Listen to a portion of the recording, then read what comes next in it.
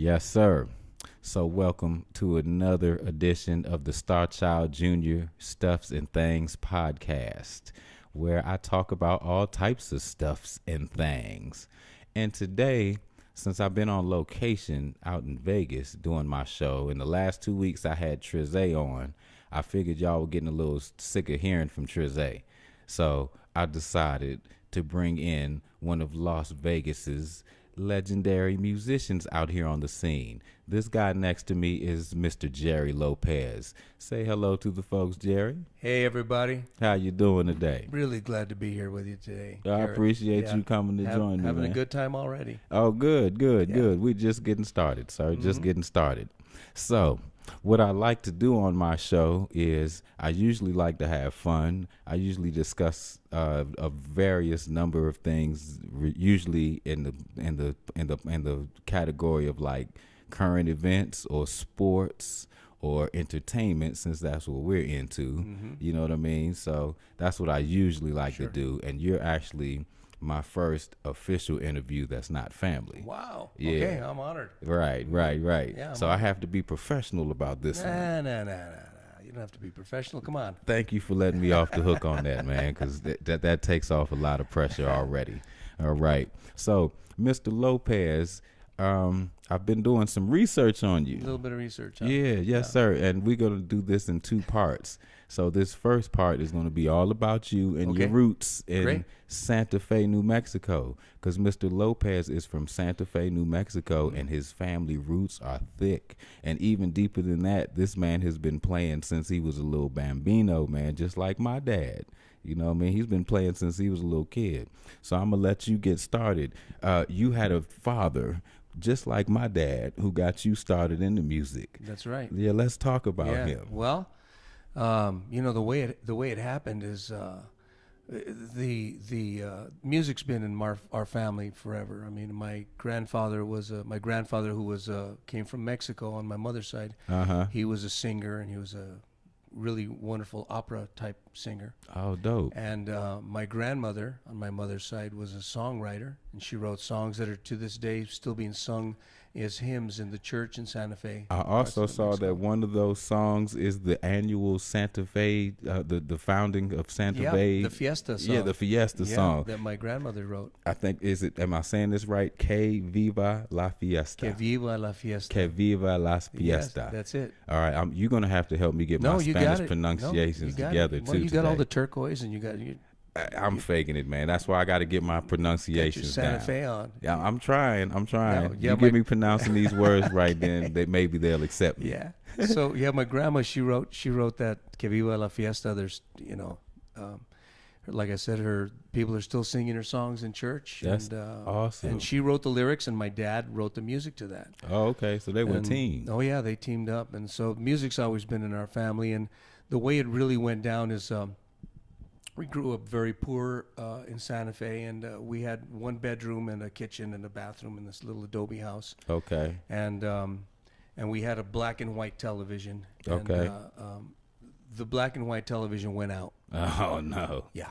So my father borrowed my uncle's guitar. My uncle lived in the other little adobe house in the back. Okay. Both of these little adobe houses built by my grandfather. And so he got the guitar, and him and my mom would sit and sing. Okay. They'd sing these old Spanish songs, Mexican mariachi songs. So they were essentially just blue-collar people that like to play music. Yeah, yeah. They were blue-collar people that like to play music. And they were good at it. My older brother Gilbert and I, we'd sit and we'd listen to him, and pretty soon my dad got my brother Gilbert singing. He found that he had a gift for carrying melody and even harmony, and then he started teaching me, and we were probably 4 and 5 at the time. Okay, so did you have like hard lessons like Joe Jackson? Was he like a disciplinarian? Get it right. I have to tell you that I can tell you that my grandmother, my mother's mother, she saw it as abuse. Okay. And maybe other people would, because it was like this. Once my father realized that we had a talent and we could do this, he said, that's what these boys are going to do. And so we practiced every day. Okay. So we'd have to come in out of the street, because we all played out on the street back in those days, in the 60s, And every day he'd have to call us. He'd whistle, and we'd all come in. And our little buddies in the street would go, "Where you guys going? We're going to go practice. Go practice. Don't you guys have to go practice?" We thought everybody sang. They're like, "What do you mean you play instruments, guitars?" So we'd have to come in and he'd stand us up straight, and we'd have to go through our repertoire, and he'd teach us a new song. And at the time, he was working as a prison guard in the New Mexico State Prison there in Santa Fe. Okay. And he worked in the tower, so he spent a lot of hours by himself up there. Okay. And he started writing songs. I see. And he didn't have a cassette recorder or a ghetto blaster or anything to record on back in those days. So he'd write the lyrics and he'd try to memorize. He said he would race home so that he could grab a guitar and remember what it was he was doing. So that's how it started. Yeah. I'm kind of like that now, man. Sometimes I forget that I have all this technology at my hands, and I'm like out and about, and I'm like humming something like really cool, and I'm like, man, I hope that I can remember that. And by the time that I realize, like, I could have recorded in my phone, and I've forgotten it already. Yeah, I've gotten really quick with that. I've got tons of. It's funny when I start writing, like even now with with Santa Fe and the Fat City Horns band. We'll talk about that later. And we will. We talk about it later. Yes, indeed. But I when I get an idea, I'll immediately sing it into the phone. Okay. And so I've got all these things that I can go back to later and go, let me see what I had. Was any of that any good? And I'll pick something and develop it from there. That's a good idea. So Dad didn't have that, Right. So back to your dad. I didn't mean to sidetrack you from right. that, because he sounds like my granddad. My granddad was the same way with my dad with and Garrett, and his brothers, and I think they had a couple of cousins. They did gospel, and my granddad started this band with them that he called the Plainfield Gospel Tones. Yeah, and that's where they were. It was like school, and then it was like home, do your homework, and then take the guitar, get up, and let's get our rehearsing together, because they played every Sunday, and they played for some pretty big gospel acts. So so the lessons came early, I guess, in those days. Yeah, and I think maybe your grandfather saw what my father saw. I'm sure. And for us, I think back then he may have, even though he may not have been able to articulate it, he could see that this was like sports is for a lot of people in the barrios or the ghettos or wherever, where it might be a way, might be a way out of this. Yeah, thing, you don't have very many options. That's right. And so I think. He took great joy in that, and so did my mother. And everybody. We soon became little celebrities in town. I do. I saw some pictures. You guys look like a couple of superstars, man. Little small superstars. Yeah, man. There were pluses and minuses to that. You know what I'm saying? There was the respect we got from a lot of people.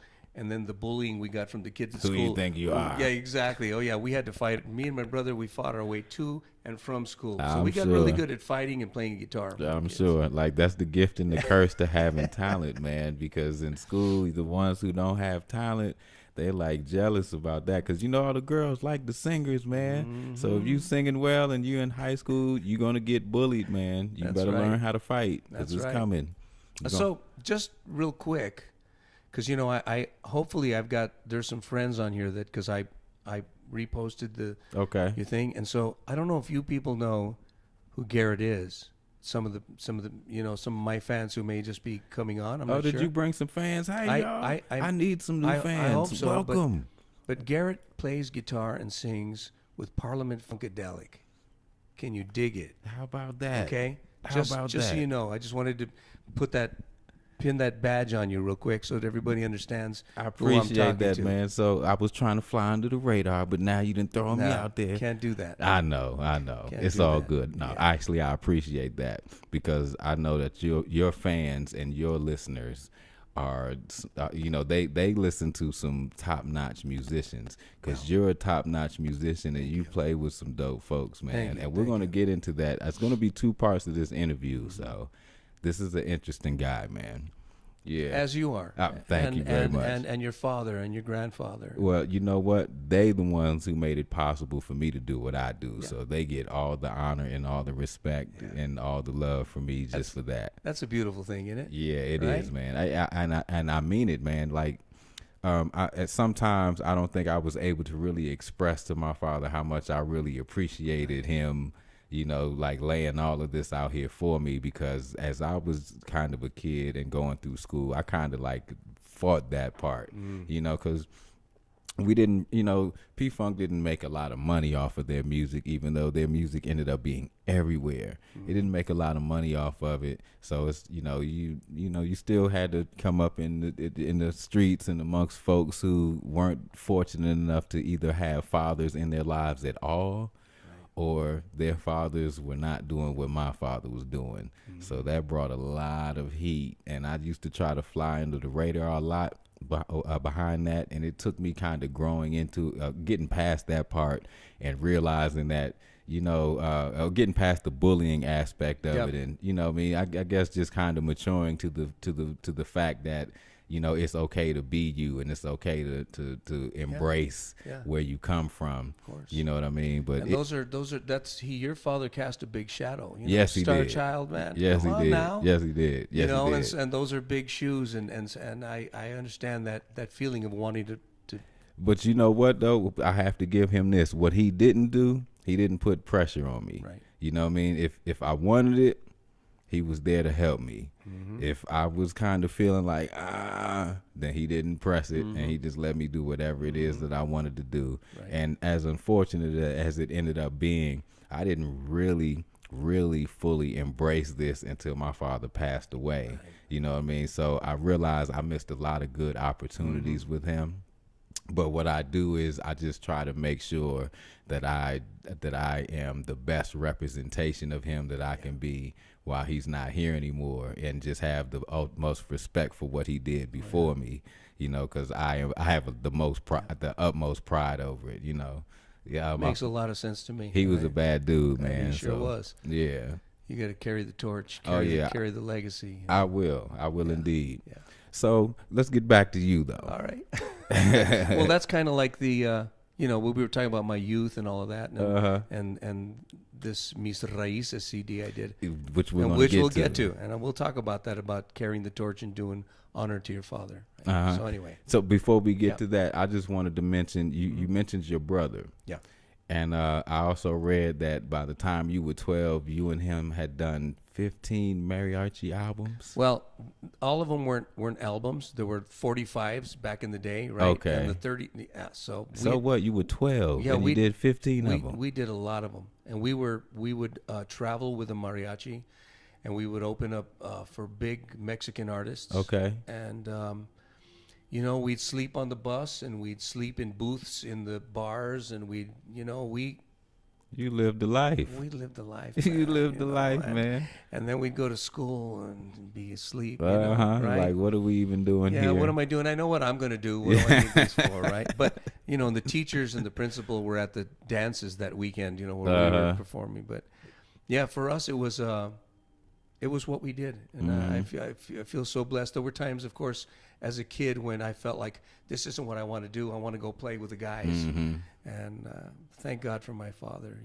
There were times when I felt like I hated him, and I could kiss his feet for everything he did. Trust me, man, I can relate. What else would I do? I can relate.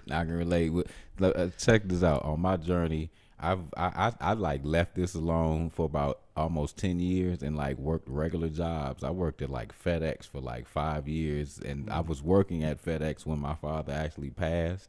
Wow. And I was at the point at FedEx where it was already kind of like, you know what I mean? I need something else. Yeah. And like I said, as unfortunate as that was, it ended up being all that I needed to finally kind of clock me in and really go at this the way that I've been going at it, and go at it with the respect that I needed to go at it with. Yeah. Yeah. It takes what it takes, right? It's does. All those things that we go through that make us who we are. It does, man. So, and I can't leave my mother out of it either, because my mother is also, you spoke about how, was it your grandmother and your father who wrote together? Yeah. So my mother and my father wrote together as well. Really? Yeah. They met in the midst of the P-Funk thing, because my mother was already kind of like doing her thing, and she was aspiring to sing, and my mother is an awesome writer. She like lyrically, she can write some stuff that'll like just like, ugh. Wow. Yeah, she was really awesome. So between the two of them, him musically and what she could do from a lyrical standpoint, they used to do a lot of magical stuff together. One of their songs I actually redid on my last album. Okay. Yeah, it's this song called "It Don't Come Easy." I got to hear that. Yeah, well, my mother, she was kind of in her Donna Summer at the time, so it's kind of like a little club kind of disco kind of thing. But her lyrics were just touching me so that I was, and I kind of, you know, the nostalgia of when they were recording those songs, you know, I kind of could recall back to those times of being young. Right. Is she still around? Yeah, she's still around. Great. She's still That's around. beautiful. Yeah, and still aspiring and still writing and scratching at it, man. My mother's dope, but you know, I have to give her all love and respect because she is also a huge part of what I've been doing and the man that I've become today. Yeah, she definitely put some work in that. Probably more physical work than my dad actually did. So I have to give her that, or else she would kill me, man. I love you, Mom. Moms. Yes, indeed. Yeah. We got a folks who is okay. So this Jump guy, I don't know who Jump is. Besides, his name is Jump, but he joins me every week. So All right. Jump, thank you for joining me again.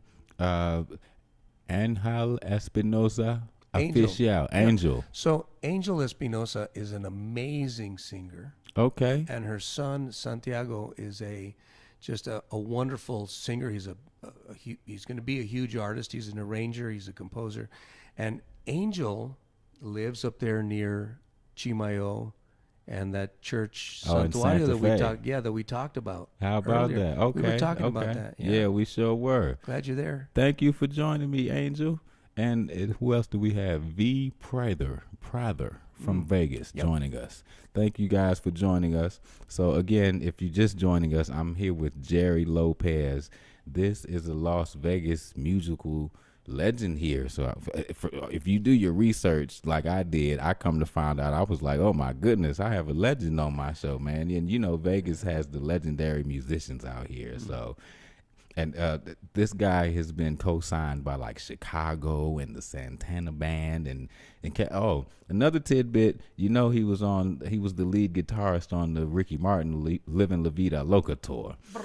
All right, so I'm sure a lot of y'all caught that. That's right, this was him. Did I read that you had blonde hair or something that? Yeah. It was so. And you hated it, I heard. Well, you know, when I got the call for the audition, I flew to Miami and they hired me right there. So Okay. I didn't even have anything with me. I had to do the show like in 3 days in the huge stadium there. That's how it goes. And I had to learn the show, right? Okay. So I went up in the hotel room and all I did was drink coffee and learn songs. And at one point, Ricky's manager called me and said, Jerry, I hope you don't mind. Do you mind if we send somebody up to do like, because we like to be kind of cutting edge and, you know, we want. I said, I don't care what you do, just as long as I can get back to learning songs.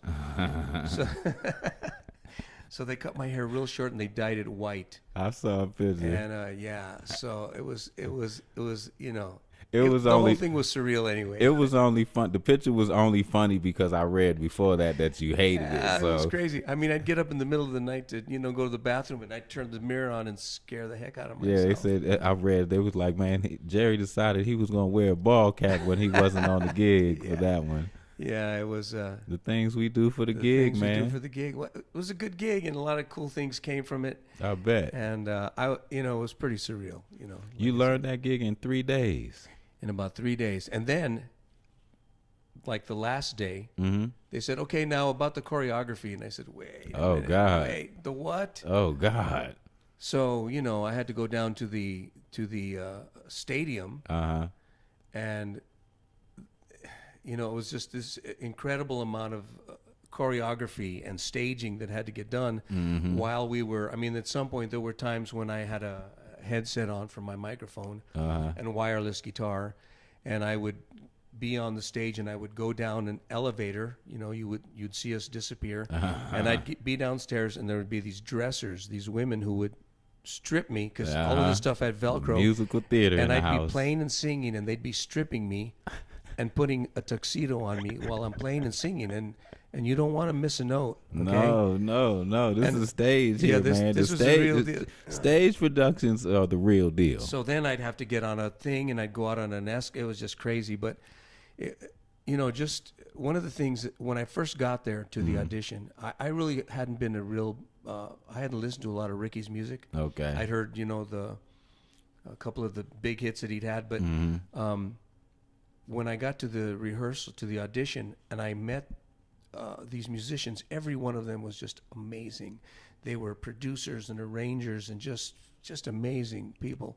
And I wondered to myself, why are so many overqualified musicians on this gig? Mm-hmm. When we got into the rehearsals and into the staging, I realized why they needed those guys, because there was so much other stuff going on that the music part of it had to be like breathing. That was just one job, like breathing. Just, you know, this had to be happening while, you know, I was trying not to kill myself on that stage, you know. Yeah, like the stage production part of it, man. Even for a touring musician or a musician like that, when you do a production like that, you guys don't understand, that becomes more than music at that point. It becomes performance. And those kind of productions right there is where you weed the that's where you separate the men from the boys, when you do those kind of productions, man, if you've never done one before. So kudos for you for being able to even pull that off, bro. You are a bad dude. It all looks easy in the movies. I'm telling you, but it is not. It is not. Yeah, I learned pretty quick. Who else we got joining us? Weekend Funk Work. What's up there? I think I know who that is. Thank you for joining me. He joins me every week. Great. Jason Ryder, that's who Jump is. What's up, Jump? Thank you for joining me. We got Linda hollering. Linda and Jump are having a conversation, so we're gonna get back to our conversation. All right. So okay, I'll tell you what. Let's get to Mis Raíces. Got it. I got it? Yeah. All right, getting my Spanish together, y'all. So this album, I read a collection of songs that were written by your father. Yep. Okay, and you recorded them, and a few of them you said you collaborated with him. Yeah. One of them, Ando Brindando, which means I'm celebrating my life. Okay. And it was the last song that he wrote. And what happened is I'd come up with this melody. And I mean, by this time I haven't done that kind of music in many decades. Okay. But I've always loved it. It's been a part of my heart. And what kind of music is it? It's that particular kind of music is Tex-Mex, Tejano, I guess they would call it. And it's a morphing of almost big band, jazz band with Spanish polka and waltz rhythms. Okay. It's a hybrid. Okay. It's a hybrid. Okay. But it's part of my soul. And so I wrote this melody and this chord progression, and I told my dad, I said, because he goes, no, my songwriting days are gone, you know. I wrote, you know, and I said, I'll tell you what I said, I'm gonna put this cassette, it was cassette, I said, I'm gonna put this cassette in your ghetto blaster, and if you get a chance, you know. A couple days later he goes, hey, I got a song. I bet. Yeah, old dog always know how to do it. Yeah. But he wrote the rest of those songs sitting in the tower, you know, working as a prison guard in the Santa Fe prison. Guard. And, you know, we recorded them as little boys with mariachis. Mm-hmm. But ever since then, we hadn't really done that music. Okay. And a couple of other Tejano artists had recorded. Johnny Hernandez and Tortilla Factory had recorded some of my dad's songs. And my dad was getting up there in years. Okay. And I was in a position where I was able to take some time and really think this out. And it was cool because I set up a camera in my studio, and Dad didn't know it was on ever. Mm-hmm. And I tell him to come in. I had my studio at the place where Dad lived. And I tell him to come in, and I go, hey, so Dad, what do you think about me doing this project and us recording your songs? And he would just light up. Oh, yeah. And so I recorded every bit of that, all the way from just the conception of it till the time we finished it. Okay. And so it was kind of a tribute to him, but he got kind of like he was like reborn when we started doing it. I can imagine. Yeah. That had to have been awesome. Yeah. That had been awesome. So how did what did that whole process feel like? You know what I mean? Like, that's something I can't relate to because I never had a chance to do a project with my father, something I would have loved to have done. Well, you know, what was that experience? It was great. For you? He's always been my he was my biggest supporter, my biggest critic, and could do it in a way where I would listen to him. My dad too. So I wouldn't listen to him yeah, though. Well, you know, I was hard headed. my dad knew he wouldn't, so he just always kind of, you know, massaged us to keep us out of, you know. But he oversaw all the vocal tracks, everything that I sang. I would bring him in to check it, and he'd go, what if you took a breath here? Okay, so no vibrato there. Okay, and you're, you know, I mean, he was serious. Yeah, and when I'd stack the harmonies, he'd go, you know what? Bring this other harmony up a little more in the mix. And so, but the first thing I did when you asked me about the process is I assembled the songs and I sang them just guitar and voice in the simplest form. Okay. And I sent them to a friend of mine, Gilbert Velasquez, in San Antonio, Texas, who's got 14 or 15 Grammys as a producer of this type of music. So he is the Quincy Jones, as far as I'm concerned, of that music. And we've been friends for many years. Okay. And so, like I told you earlier, I try to surround myself with people, that's the best what you people have I to can, do. right? That's what you have to do. And I thought, if I'm going to do this right for Dad, let's do it right. Okay. So I sent those songs to Gilbert, and I said, Gilbert, I want to do a project, and I want to record these 10 songs, and I want you to produce them. I want you to put the arrangers together and put the whole thing. Mm-hmm. So immediately he got on it, and he got his crew. He's got a team of, they're a record-making machine. Okay. And he'd send me little MIDI demos, and I go, that's cool, but let's try this. And so you know what I'm saying? I'm making adjustments and alterations until we got the final thing, you know. And then I tracked all of the vocals in my home studio. Okay. And like that. And really, I'd really only intended for it to be like, I was going to print up a couple hundred, give to friends and family. And it kind of took off. And, you know, it was on a ballot for a Grammy nomination for a minute. That's awesome. And so, and so it's kind of become I think it's going to be a Tejano music classic. Okay. As the years go by, long after I'm gone, because when I recorded it, I did it almost as the music had already advanced since the times that I'd been doing it, but I recorded it in a modern way, but with a older traditional essence to it. Okay. So. Okay. There you go. Mis raíces. All right. And with that kind of love and passion behind it, man, it should have been a success. Well, yeah. Like I said, I missed out on that chance. I would have loved to have been able to, you know, do a project with my father. So many of my friends told me, Jerry, God, I wish, you know, guys like us who their father brought them in, said, man, I wished I would have. That's so great that you got to do it. So I know how special it was that I really did get to man. I'm glad to hear that story, man, and was glad to even read that. Yeah. You know, it was very inspirational, man. Let's see. Oh, we got Sonia Murphy joining us, and Kenny D. What's up? Kenny D is the only one who said what's up to me. I think everybody. Oh, no, okay. Sonia said hi. I'm about to say everybody on here they got their own conversation going on. They're talking to each other. Yeah, man. Right. So we're gonna just leave them to it. We're gonna continue the podcast, you and I. All right. So another question I wanted to ask you. I wanted to ask you because you play guitar the same as I do. But I think you probably play a lot better than I do. I don't know. Oh, trust me. I've checked your resume, bro. You bad. But who are your guitar influences, man? Just give me a few of them and why. Well, your father. Okay. There's one. I'm going to put that on there. But the guitar influences I had were all the guitar players that played with Tower of Power. Okay. All the way up from the first one to the one Jerry Cortez who's there now. Okay. And all the guys in between, and I've known them all. I love all of them. They're all my friends, and they've all been my teachers. Okay, these are guys I'm getting ready to be listening to when I finish this podcast. And a guy, Tony Maiden, who was with Shaka Khan's band forever, and just another monstrous funk. He might know my uncle Ricky Rouse. I'll bet he does. Yeah, Ricky Rouse played with Shaka for a long time too. And he played with us for a while too. We got him from Shaka, and he leaves us and goes back to Shaka. Right. And you know, he's a badass. He knows Tony Maiden. Yeah, and I think I've heard his name from Rouse, as a matter of fact, before. So. And then there was Larry Carlton and Robin Ford, and there was the older jazz. I mean, George Benson. George Benson's dope. Carlos Santana had a effect on me, and so I think I've always been a rhythm guy though. That's my wheelhouse. Yeah. Is playing Me too. funk guitar. Really, to be honest with you, I've done other stuff. I play flamenco guitar. Speed, yeah. I've studied that. You know, it's a whole other thing with your fingers and Yeah, nails. man. And, That's something I don't think I don't Yeah. even know if I got that in my well, wrist. it's a whole other thing. It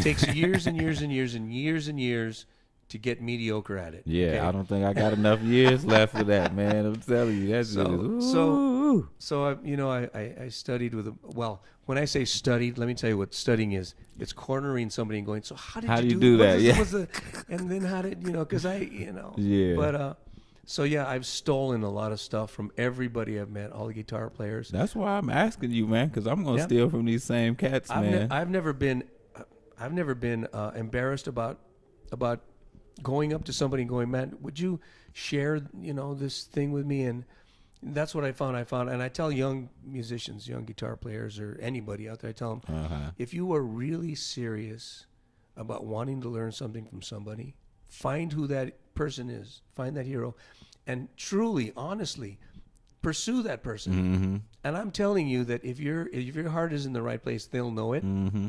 And they will give you everything they've got. Mm-hmm. It's happened like that with me. I've got mentors and people, benefactors. Okay. Guy Bill Champlin from the band Chicago. Yeah, I saw that. This One of the guy's testimonies. yeah, I just I used to chase this guy down trying to meet him. Mm-hmm. I disguised myself as an FTD florist Oh, wow. to sneak backstage at the Aladdin Theater for the Performing That's Arts. how you get where you're going. That's what I'm saying. That's how you get where you're going. But and to this, I mean, we've just finished writing 2 songs Okay. for the new. But I mean, back then, if you'd have told me I was going to write songs with him and tour with him and record with him, I'd have told you you're out of your mind. I dig it, man. I dig it. So, like, as far as the stealing, I've always been kind of that one kind of shy to walk up to people and say, hey, man, how do you? Right. But what I'll do is just sit back and listen. Mm-hmm. I listen. And every lick that sticks out to me, I put that in the memory bank. Every lick that I hear that makes me go, ooh, Yeah. I put that mug right in the memory bank, and then as soon as I get home, I pick up my guitar and I start stealing. Oh yeah, That's what I do. So if I've come across you, any of my guitar peers out there, I ain't really saying much to you. I'm stealing from you. Mm-hmm. I'm not talking to you, but I am stealing from you. Oh yeah, that's how we do it. And so, when I started that gig with George, so when I came out to join the band with George after my father died, I had sang all my life, even when I was like not even trying to be serious about music or didn't give a damn to do music. I just always sang. That always was just a natural thing to me. The guitar playing, I didn't even really take a real interest in until I was like almost 17 years old, right? And by then I was kind of, I think I was a little bit too ashamed or just felt a little bit weird coming to my dad at that point saying, would you show me how to do this?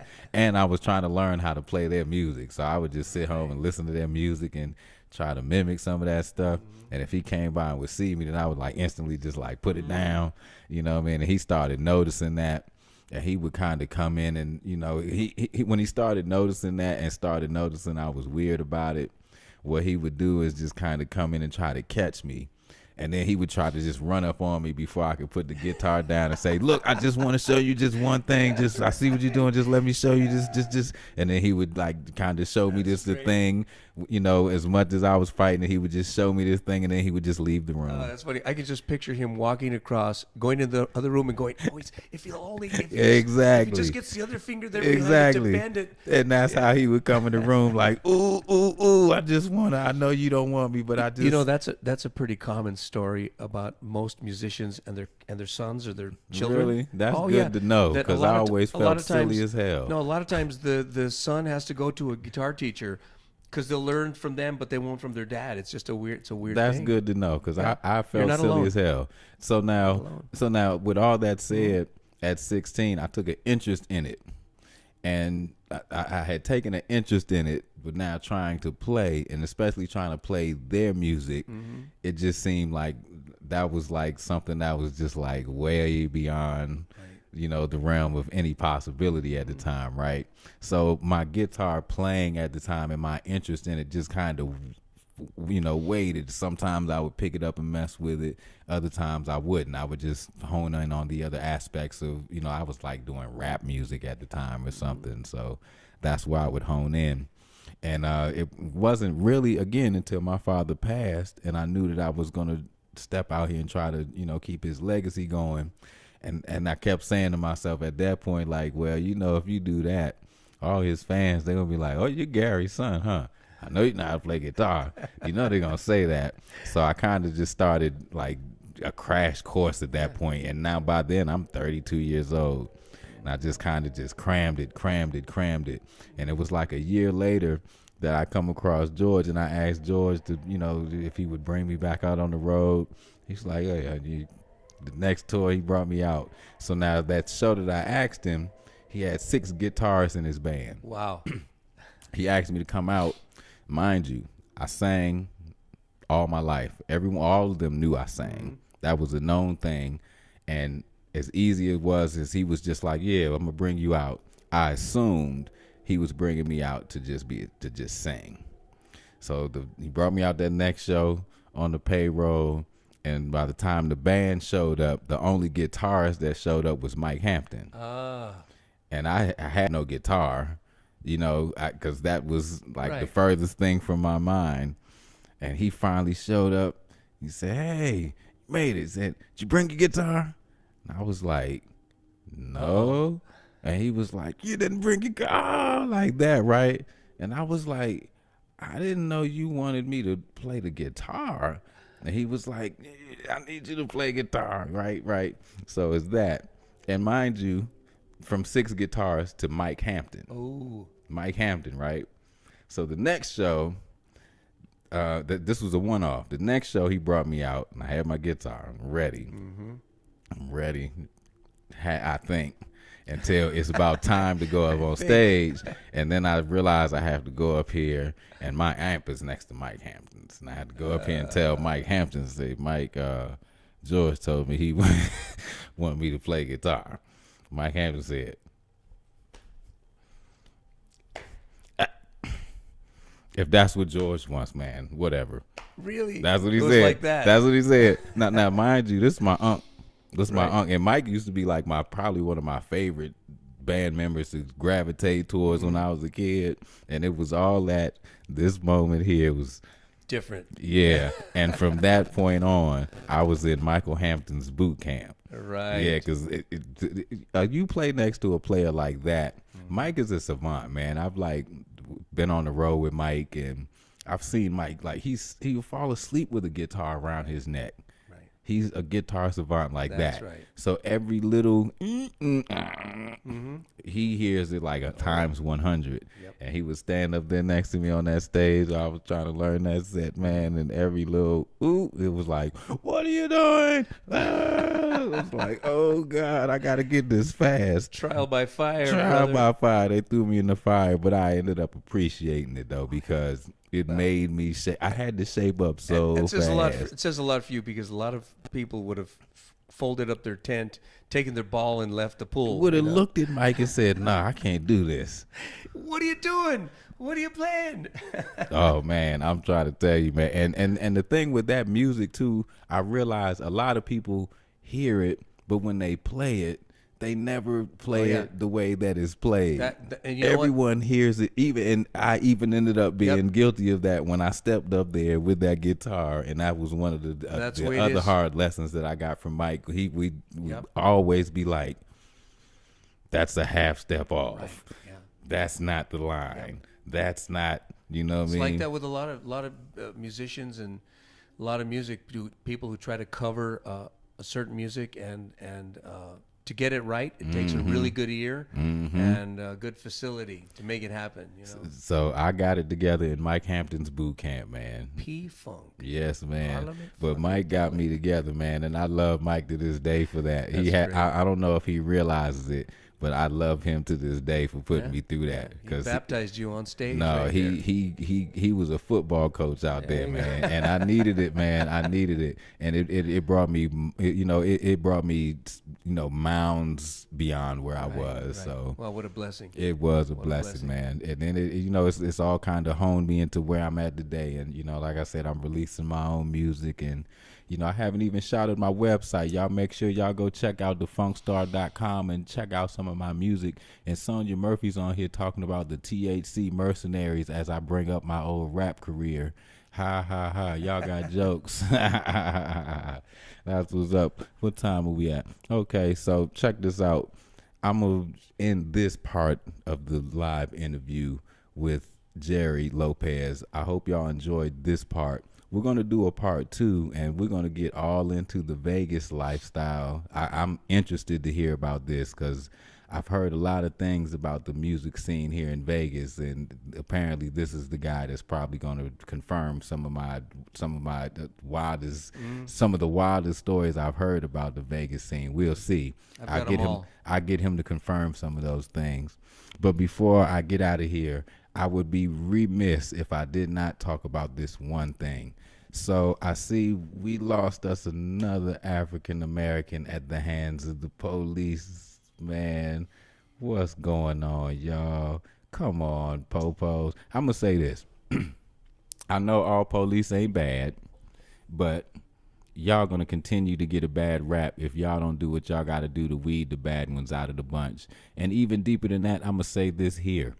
My African American folks, I feel y'all out there. I love y'all. I know how y'all feeling because I feel the same way. And all we can do is just hang in there. But this is what I really want to get at.